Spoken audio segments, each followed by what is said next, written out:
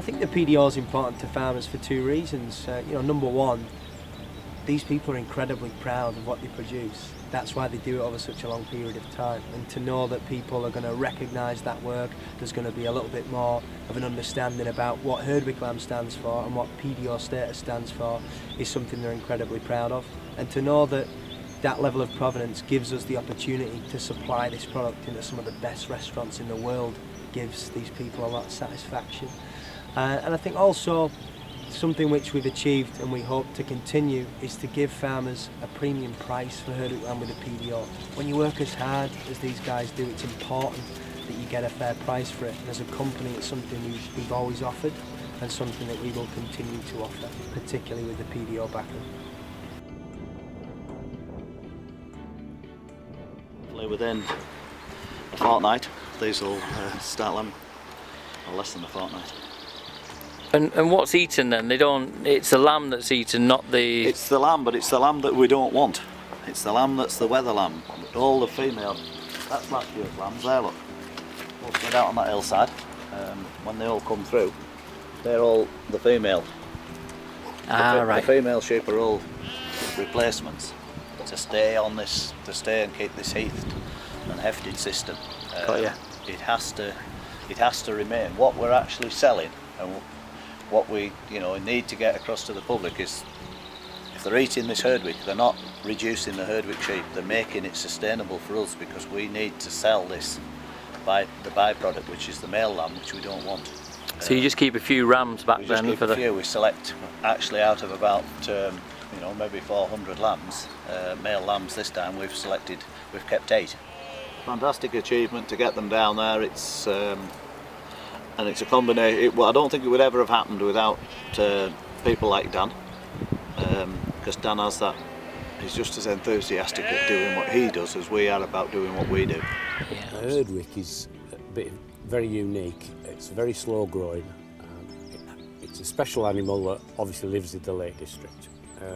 It's very hardy, but being that way, it's very slow growing. So the lambs that are born in March, April don't get ready for slaughter till the following Christmas or into the following year. Most sheep, lowland sheep, they probably don't take any longer than 3 months to be ready. So the Herdwick is much slower, takes longer, so you get more flavour with the meat. If it wasn't for the meat industry and the restaurants selling the lamb, then basically the Herdwick wouldn't be in the Lake District, because the farmers farming it wouldn't be making any money. They'd have nothing to sell. It's one of the only sheep, or the only sheep, that could live in the Lake District. It is part of our heritage, but it also comes back to the point of what else would live up here.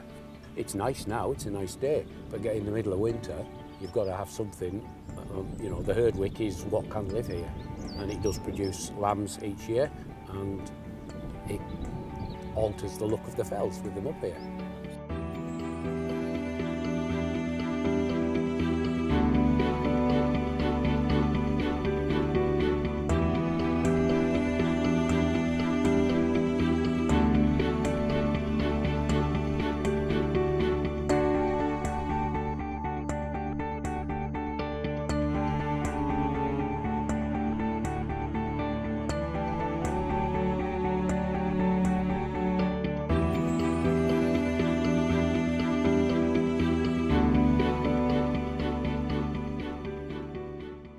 It's something that people absolutely associate with the Lake District, and being Lake District farmers, I think it's important that we champion product which relates to this area. And quality-wise, I don't think you get better lamb anywhere.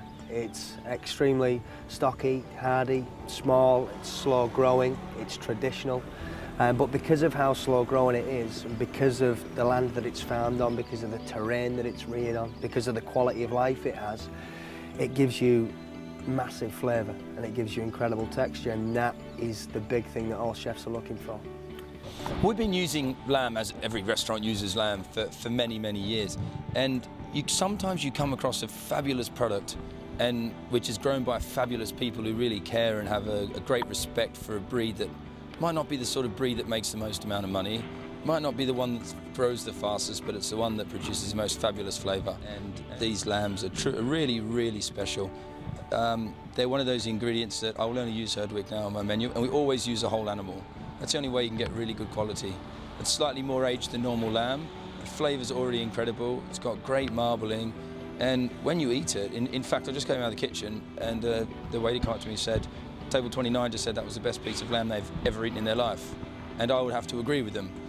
So solely, I only use that lamb.